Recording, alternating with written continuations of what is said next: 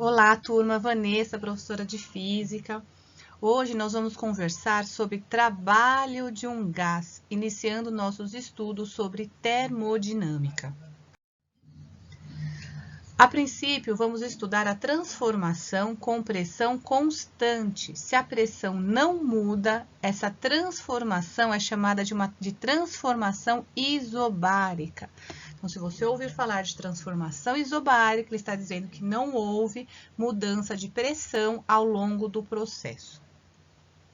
Então, aqui nós temos um cilindro.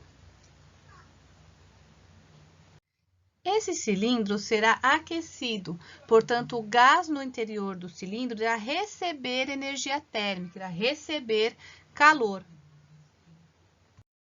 Ao receber calor, o gás ele sofre uma expansão. Então, ele irá aplicar uma força na superfície do êmbolo do cilindro. Se esse êmbolo for móvel, o êmbolo sofrerá um deslocamento. O gás, portanto, passará a ocupar um volume maior no interior do cilindro. Quando um gás ele passa a ocupar um volume maior devido à sua expansão, nós dizemos que ele realizou o trabalho. E o trabalho do gás será dado pela pressão desse processo vezes a variação do volume. Agora, vamos resolver o exemplo 1 da lista 4 para visualizarmos a aplicação da equação que acabamos de estudar. O enunciado ele diz o seguinte: em um processo com pressão constante, ou seja, uma transformação isobárica, de 2 vezes 10 à quinta newton por metro quadrado, um gás aumenta seu volume de 4 vezes 10 a menos 6 metros cúbicos para 14 vezes 10 a menos 6 metros cúbicos. E ele pede o trabalho realizado pelo gás. A pressão foi dada 2 vezes 10 à quinta newton por metro quadrado, transformação isobárica. Volume inicial, 4 vezes 10 a menos 6 metro cúbico. E ele irá alterar para 14 vezes 10 a menos 6 metros cúbicos. Então, volume final, 14 vezes 10 a menos 6. E ele pede o trabalho realizado pelo gás. Nós vimos que trabalho é pressão vezes variação de volume.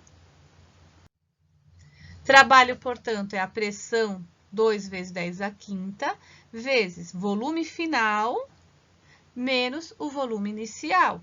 14 menos 4, 10 vezes 10 a menos 6, né? Nós vamos copiar a potência de 10.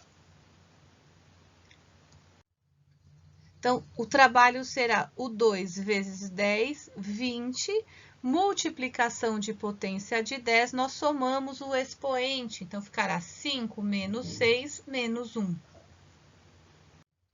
Se nós resolvermos a potência, ou seja, dividir o 20 por 10, nós temos que o trabalho será igual a 2 joules. Agora, se a transformação gasosa não for uma transformação isobárica, ou seja, com pressão constante, os dados desse processo eles podem ser apresentados através de um gráfico. Então, nós teremos o eixo Y apresentando a pressão e o eixo X vai apresentar a variação do volume. E nós vamos estudar o trabalho do gás através da análise do gráfico de pressão por volume. Para isso, nós vamos resolver o exemplo 2 da lista 4. Então, ele diz o seguinte: uma transformação gasosa é dada pelo gráfico. Qual é o trabalho realizado por este gás de A até B? Neste caso, nós iremos obter o trabalho realizado pelo gás calculando a área sob a curva dada pelo gráfico.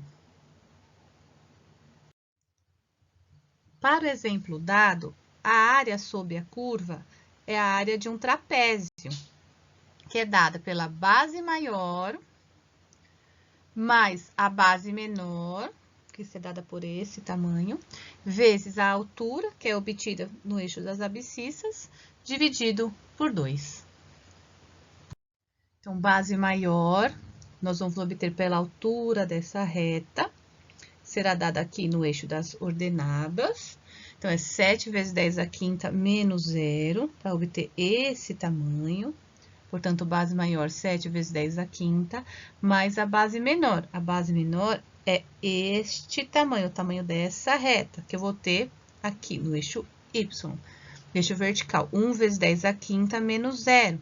Então, base menor, 1 vezes 10 à quinta. E a altura é dada aqui no eixo das abscissas, 7 menos 3, 4, dividido por 2. Então, soma com potência, soma os números e mantém a potência. Então, 7 mais 1, 8 vezes 10 à quinta, vezes 4, que é a variação do volume, dividido por 2. Resolvendo essa conta, 8 vezes 4 dividido por 2, 16 vezes 10 à quinta joule. Assim, calculamos o trabalho do gás. Agora, se você achou complicado o cálculo da área do trapézio, identificar que essa figura é um trapézio, existe uma outra forma de resolver esse mesmo problema. Você pode dividir o trapézio em duas outras figuras mais comuns, mais conhecidas, o triângulo e o retângulo. Então, é só passar uma linha aqui, né, paralela à linha do gráfico do eixo X, das abscissas. Aí, você passa a ter a figura de um triângulo e a figura de um retângulo. E para calcular o trabalho, você faz a área dessas duas figuras. Base do triângulo. Então, vai ser esse tamanho, 7 menos 3, 4. Vezes a altura do triângulo é esse tamanho. Então, será 7 menos 1, 6, só que tem a potência, vezes 10 à quinta, dividido por 2, mais a área do retângulo, base vezes altura. Base do retângulo é o mesmo tamanho da base do triângulo, 4, 7 menos 3, vezes a altura do retângulo, que é esse tamanho, 1 menos 0, 1 vezes 10 à quinta. Assim, temos 4 vezes 6, 24 vezes 10 à quinta, dividido por 2, mais 4 vezes 1, 4 vezes 10 à quinta.